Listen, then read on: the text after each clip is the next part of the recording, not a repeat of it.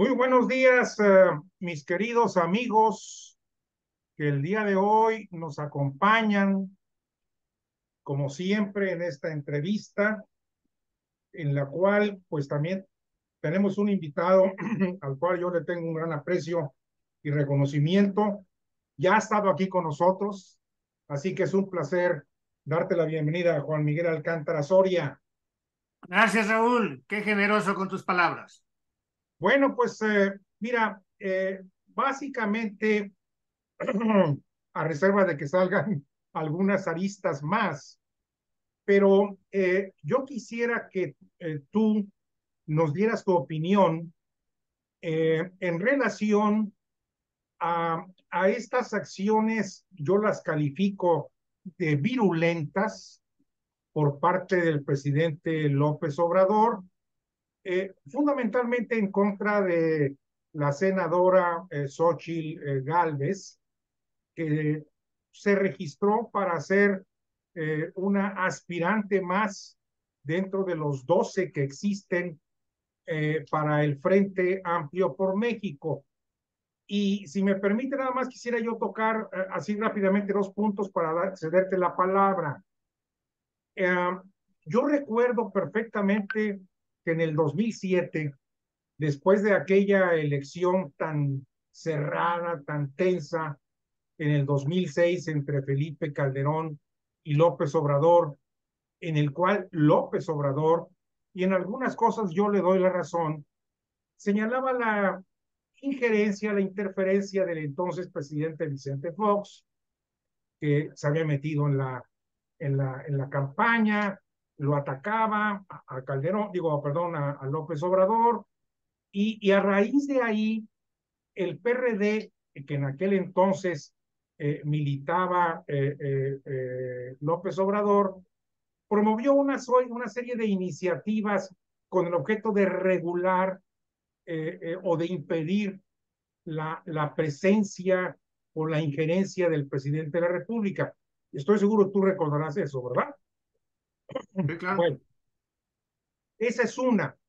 La otra es que el presidente López Obrador, por años, él ha insistido en que tiene que el personaje o el presidente en turno tiene que mantenerse al margen de las elecciones y él definitivamente no lo ha cumplido. Entonces, quería yo nomás hacer este marco de referencia y cederte la palabra y una vez más agradecerte tu presencia. En primer lugar, Raúl, me parece que hay que revisar, por un lado, las expresiones, discursos, palabras del presidente López Obrador y por el otro lado, sus conductas, sus actitudes. Porque efectivamente, una cosa es lo que él se comprometió a hacer como presidente de la República, de que no iba a inventar delitos a los opositores, que iba a haber respeto y consideración a los adversarios, la república amorosa que en algún momento él anunciaba, y se ha traicionado a sí mismo, ha traicionado sus palabras, no ha honrado esos compromisos, pero a mí esa parte, la verdad es la que me parece que si bien hay que tenerla en cuenta, no es lo más relevante, no es lo más trascendente. El presidente está incurriendo en francos delitos en la forma como está tratando, no solo en este caso reciente, a la senadora Xochitl Gálvez, a la que simplemente en la última semana ya se ha referido a ella más de 25 veces, la semana pasada y el día de ayer, por un lado, y por el otro, lo que está anuncia, lo que ya se evidenció es que él con el jefe del SAT han violado el secreto fiscal, que es uno de los secretos que están en la Constitución a propósito de compromisos del país en materia de combatir a la delincuencia organizada transnacional. Se dieron ciertas excepciones por lo que toca al fideicomiso fiduciario o al fideicomiso fiscal, al secreto fiscal, al secreto fiduciario, al secreto bancario. Bueno, pues esto es lo que estamos viendo. El presidente, por un lado, más allá de este hostigamiento a instituciones, organizaciones de la sociedad civil o personas, hoy está cometiendo delitos por violar el secreto fiscal y bueno, además hay un abuso de autoridad. Y esto hay que subrayarlo, Raúl. El presidente no ha entendido que rige el principio de legalidad a las autoridades de los tres órdenes de gobierno. Mientras que por un lado el particular puede hacer y decir todo lo que se le pegue la gana mientras no esté prohibido en la ley, en cambio a las autoridades el principio de legalidad les dice totalmente lo contrario, que solo pueden hacer o decir lo que la ley les permita. Y la ley expresamente no le permite al presidente López Obrador, ni al jefe del SAT, ni a nadie violar secretos fiduciarios, bancarios o fiscales, como está sucediendo en este momento. Pero además está, como decía yo, abusos de autoridad. Estamos viendo de parte del presidente, del Pablo Gómez como titular de la Unidad de Inteligencia Financiera, del fiscal de la República, cómo están ahora hostigando, abusando del poder frente a los adversarios. Es el caso de Claudio X González, de Mexicanos contra la Corrupción, de una serie de organizaciones que ahorita por el tiempo no me voy a detener en ellas, pero esto es lo que sí es relevante. El presidente viola pues el principio de legalidad porque él está pensando que puede actuar como cualquier particular y el presidente está perdiendo que hay una perspectiva asimétrica.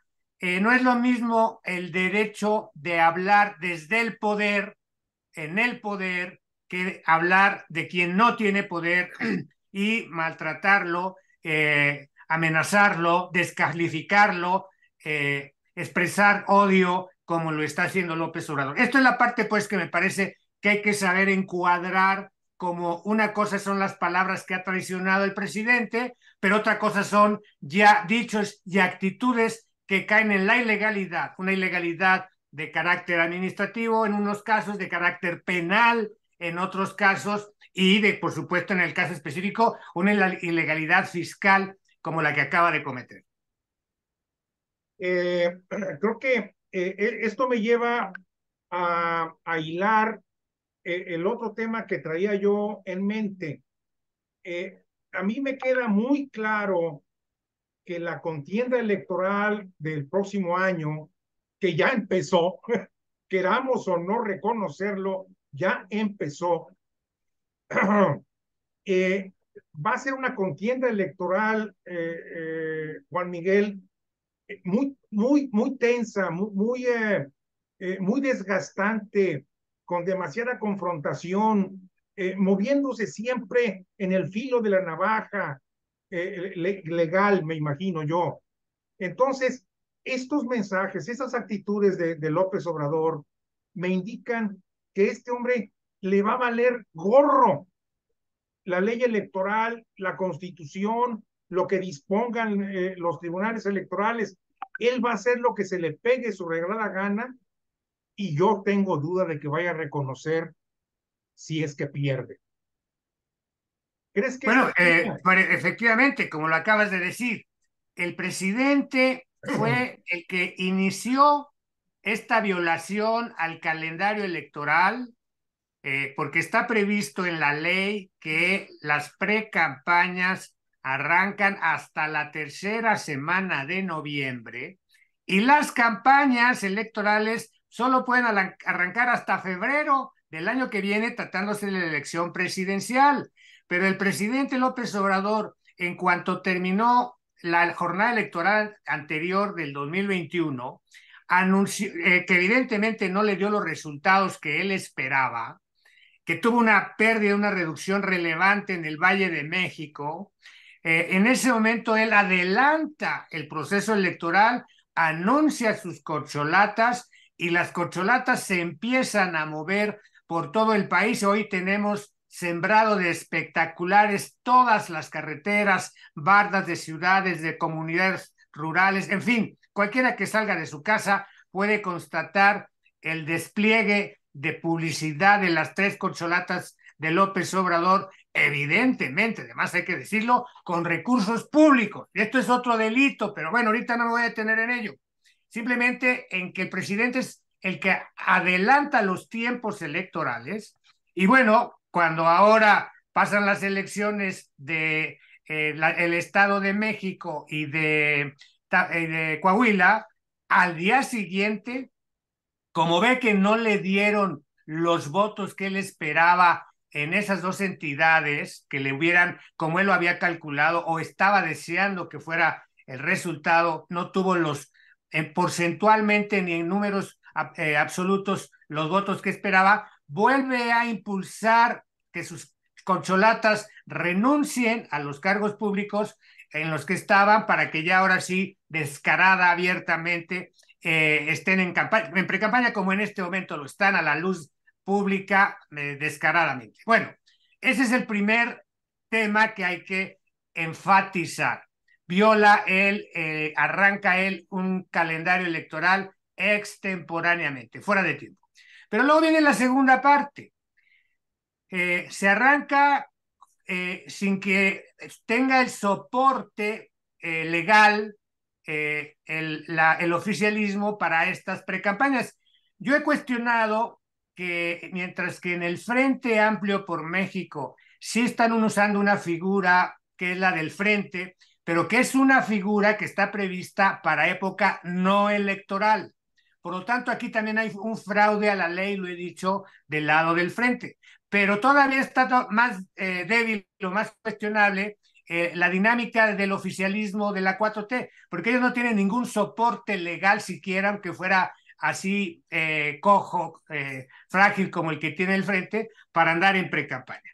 Bueno, lo cierto es que ya están todos en precampañas y lo que hay que ver ahora es cómo el INE, que precisamente acaba de constatar que en más de un centenar de eventos de las corcholatas, estas están violando la ley porque no se ajustan a que sean dinámicas intrapartidistas hacia los militantes de Morena. Están totalmente abiertas a la ciudadanía, al pueblo, a los ciudadanos, esas precampañas. Entonces, evidentemente, ya más de 115 evidencias que acaba de recopilar el INE y que anuncia el INE que tiene, evidentemente están evidenciando, perdón, la tautología, que existen más violaciones a la ley y que además hay que indagar con qué recursos públicos de estados, municipios y de la federación se están pagando los cientos de miles de pesos por esos espectaculares o esas barras,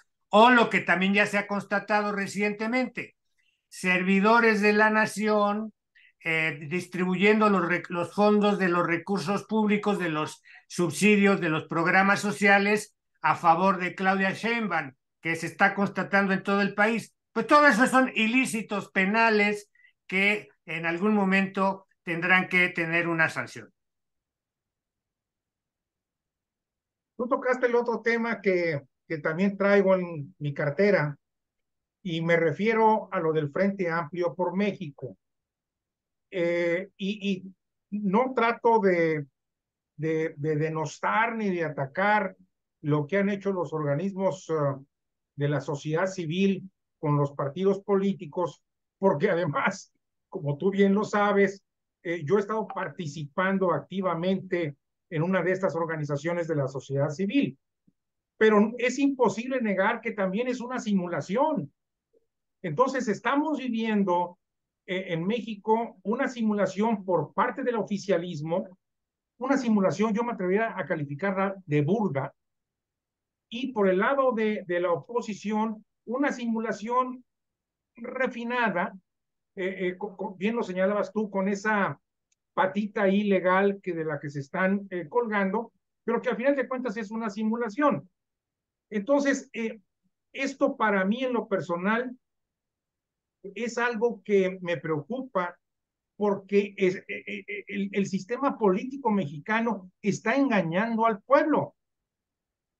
lo está engañando. Sí, sí, mira, yo he abiertamente también dicho que es muy importante saber lo que resuelva primero el INE y luego el Tribunal del Poder Judicial de la Federación, el Tribunal Electoral, porque con la definición que hagan ellos dos, en la definitiva, la del tribunal, sabremos con qué criterios legales se va a revisar y evaluar la actuación de ambas dinámicas, la de la 4T, la oficialista, y la del Frente Nacional por México.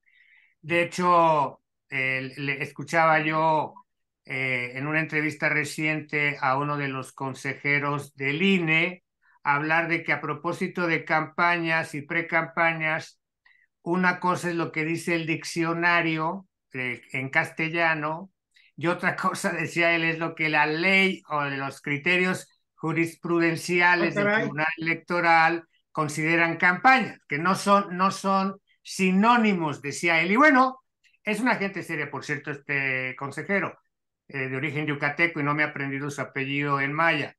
Pero bueno, pues sí, si hay una distinta acepción de lo que es una campaña en el sistema legal mexicano frente a lo que dice el diccionario, yo quiero que nos expliquen ya en una sentencia del tribunal, o en su caso en una resolución del INE, cómo vamos a entender esta diferenciación. Y por eso digo que es importante que nos atengamos a algo que López Obrador no ha querido entender, que hay árbitros buenos o malos y que hay leyes buenas o malas, pero que en estas situaciones de conflictividad, de discrepancias y hasta de cultivo de odios y divisiones, lo que no podemos es dejar de, si no va a haber ya aquí prudencia, si no va a haber mesura, lo que no puede dejar de haber es que la ley se aplique y las instituciones definidas en la Constitución actúen.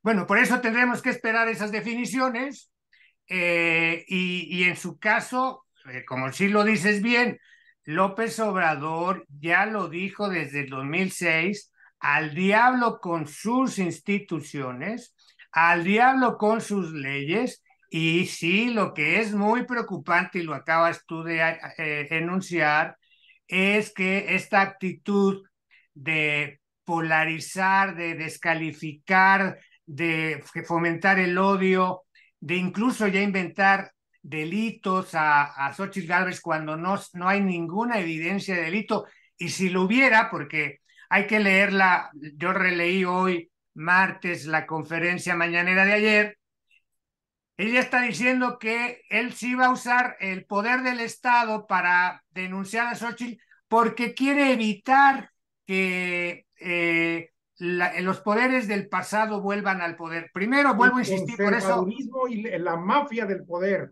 por Así como eso, por eso insisto en el principio de legalidad. Si hay algún ilícito, que no lo vemos nadie más que en la imaginación calenturienta de López Obrador y algunos devotos fanáticos de él, si hubiera algún ilícito civil, mercantil, administrativo, penal, fiscal de la empresaria Xochitl Gálvez o de sus empresas, pues que por supuesto lo denuncien. Para eso tienen todos los aparatos del Estado mexicano: Unidad de Inteligencia Financiera, el Sistema de Administración Tributaria, la Fiscalía General de la República, tienen todas las instituciones, pero lo que no puede hacer López Obrador es que, en tanto no hay una sentencia de un juez que sea definitiva, declarando algún tipo de ilegalidad, él no puede andar adelantando ningún juicio de existencia o ningún juicio de valor sobre supuestos ilícitos de ningún mexicano, de ningún ciudadano, de ninguna organización, como acostumbra hacerlo. Por eso hay que decirlo, no solo traiciona su palabra López Obrador, sino que incurre en delitos que, si no van a sancionar, a investigar las instituciones mexicanas, a Xochitl Gálvez o a cualquiera de los demás afectados, instituciones, organizaciones o ciudadanos, les queda la Corte Interamericana de Derechos Humanos si el Estado mexicano no revisa estas actuaciones ilegales de poderes del Estado mexicano. Y termino. Mira, este fin de semana escribía yo un paralelismo entre Nerón y López Obrador. Si revisamos la historia de Nerón, los estudiosos de la época o ya más posteriores, que se ha revisado mucho esa biografía de Nerón, coinciden en afirmar que en un primer momento Nerón tenía como prioridad a los pobres de Roma, que anunciaba un proyecto para atender a los más pobres como prioridad, como también lo dijo López Obrador.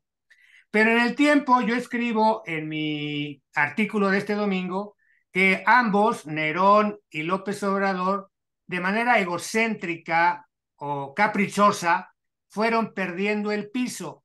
Ayer lunes, Pepe Woldenberg habla de narcisismo en López Obrador. Bueno, llámese narcisismo, como llama López Obrador, digo a López Obrador Woldenberg, o llámese egocéntricos y caprichosos.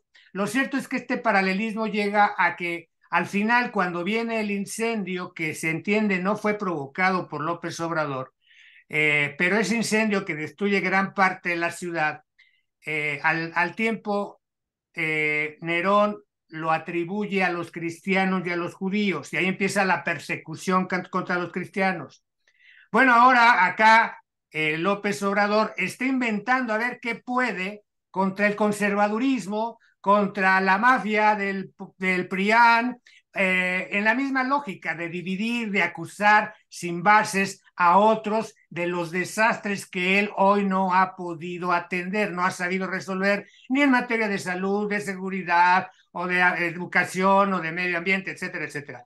Entonces, hay un paralelismo crítico que nos debe llevar a considerar los riesgos de locuras, así literal, de locuras en las que puede incursionar López Obrador, llamémoslo narcisista, llamémoslo egocéntrico, como cada quien quiera, pero que sí evidentemente amenazan, en primer lugar, en este caso a Xochitl Gálvez, hay que cuidarla. Yo hoy he hecho algunas gestiones para que revisen en su equipo los temas de seguridad de la senadora Xochitl Gálvez, porque son críticos, y bueno, pues igual no va a acabar ahí López Obrador, va a seguir tratando de incidir, y como bien dices, y con esto termino, Raúl, va a tratar de impedir por todos los medios que las oposiciones, el Frente Amplio por México, gane, y va a ser todo dentro de la ley y fuera de la ley, o a pesar de la ley, va a ser todo porque su candidata también gane. Entonces sí, como bien dices, los escenarios a prever a futuro son complejos, son catastróficos si se quiere, y ahí nos tiene que encontrar a los mexicanos con la cabeza fría, analizando los acontecimientos con cabeza fría y buscando cómo hacer que todos nos ajustemos al orden constitucional. Esta última parte quisiera yo dejarlo un poquitito más adelante, nada más para cerrar este tema de la siguiente forma. Lo que ha dicho López Obrador en su tribuna mañanera, inclusive ya ha empezado a alentar a sus seguidores, y a sus seguidores que son muchos. Pero hace apenas unos días, tú lo bien lo sabes, la audiencia también, el Fisgón, que es uno de sus principales apoyadores intelectuales y de comunicación, junto con Pablo Gómez, cabeza de la unidad de inteligencia fiscal, señalaron públicamente que el conservadurismo está alentando la violencia y que hay que impedirla. Pero no solamente se quedaron ahí, dicen, nosotros también en la 4T tenemos que estar pendientes y si es necesario alentar la violencia. Híjole, Juan Miguel, perdóname por la palabra de híjole, pero se me vino a la mente muy espontáneamente. Esto es muy delicado. ¿O tú qué opinas? Mira, conozco bien a Pablo Gómez. Yo le gané la elección a diputado federal en el año 2000 ahí en Coyoacán, en la Ciudad de México. Él iba por el PSUM. He seguido su trayectoria. Él es acá de Guanajuato, oriundo del norte del estado. Bueno, pues él era comunista. Él fue del Partido Comunista Mexicano. Y como buen comunista, él sigue hoy, como el Fisgón y como muchos otros que están ahí, los Concheiros y otros más, que Epigmenio. vienen del PSUM, que vienen del PCM y luego del PSUM, ellos siguen el manual marxista-leninista. Eso hay que recuperar la lectura de qué dijo Marx, qué dijo Lenin, en qué medida Lenin contradijo a Marx para precisamente buscar hacer más eficaz la supuesta dictadura del proletariado.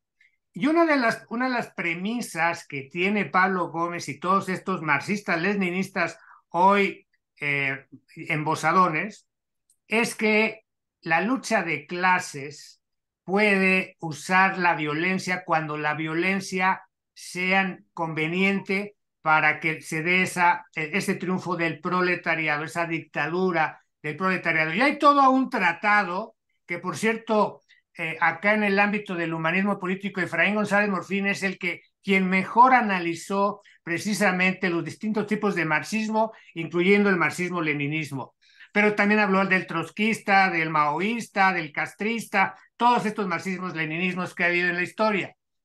Bueno, pues ahí hay que ver qué significa el alcance de lucha de clases, dictadura del proletariado y uso de la violencia. Por lo tanto, ellos ya de manera cínica están diciendo que van a usar la violencia cuando nadie de las oposiciones ha hablado de usar medios violentos para llegar al poder. Entonces, aquí lo que estamos viendo es, perdóname que estoy acá enfrente. Aquí lo que estamos viendo es una cínica confesión de que para sus propias huestes, de que se preparen para, en términos marxistas-leninistas, usar la violencia. Y esto por eso es a lo que estoy yo llamando, a que todos nos ciñamos al orden constitucional y nos verifiquemos unos con otros y exijamos que las instituciones que investigan los delitos, que investigan las conductas ilegales, funcionen y a demandar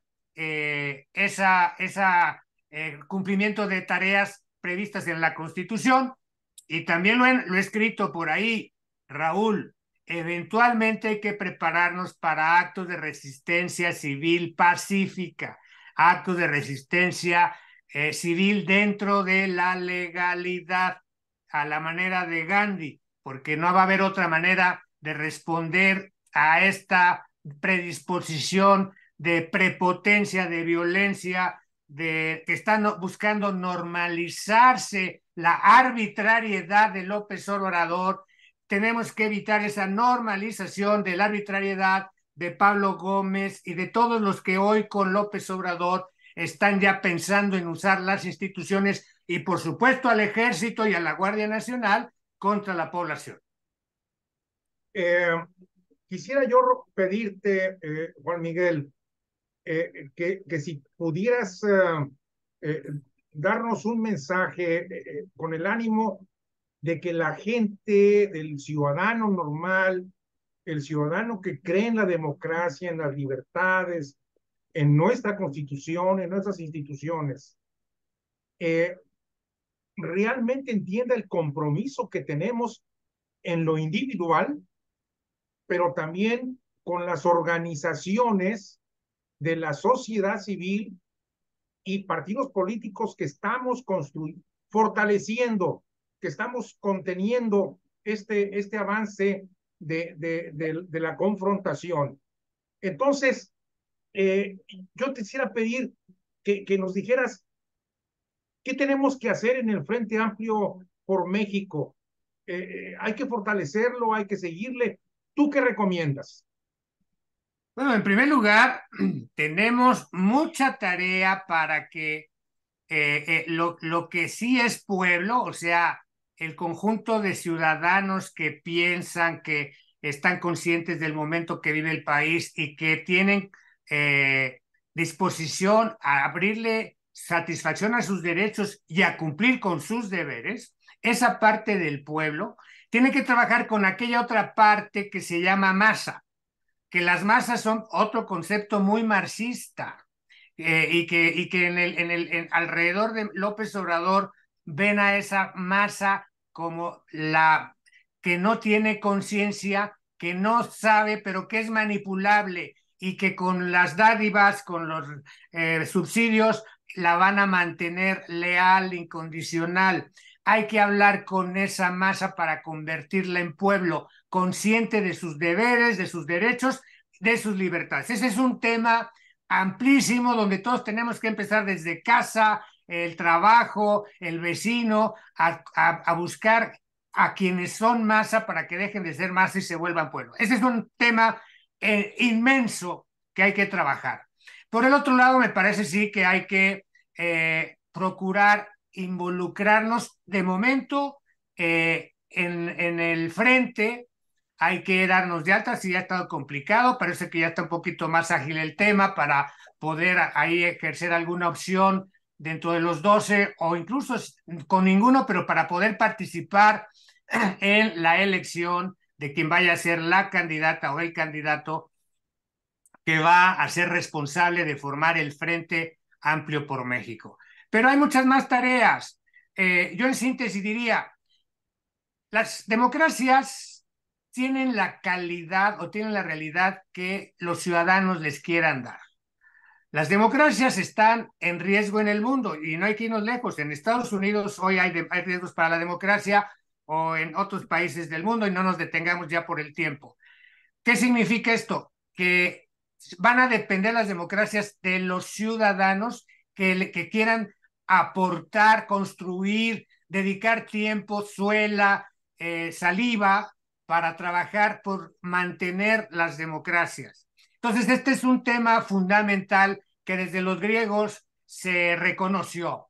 Las polis griegas fueron fuertes democráticamente cuando los ciudadanos se involucraban en los debates, en las deliberaciones, en las asambleas de las polis, y desde esas asambleas decidían lo que convenía a la ciudad-estado, a la polis. Es lo que tenemos que aprender a hacer en México, deliberar. Y este es otro tema que no estamos haciendo bien, Raúl. No hemos aprendido a deliberar entre mexicanos. Ya estamos, y yo lo veo como luego a mis comentarios o mis artículos, mis análisis, no merecen en algunas gentes análisis, estudio, reflexión, merecen solo la descalificación. No hemos aprendido a deliberar. Esta es una esencia, lo que se llama democracia método, democracia actitud, la actitud de aprender a deliberar, aceptando que el otro pueda tener parte o mayor razón que yo, y luego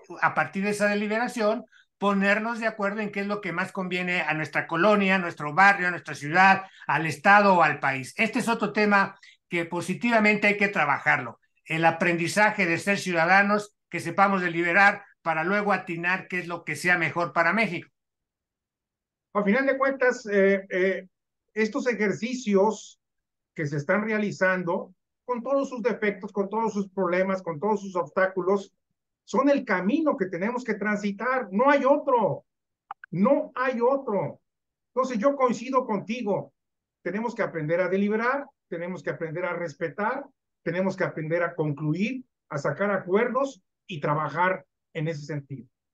Juan Miguel, no sabes cuánto te aprecio. Estoy seguro que la audiencia va a gozar esta entrevista. Todos aquellos que tienen ese nivel de conciencia social la van a disfrutar y yo te agradezco mucho.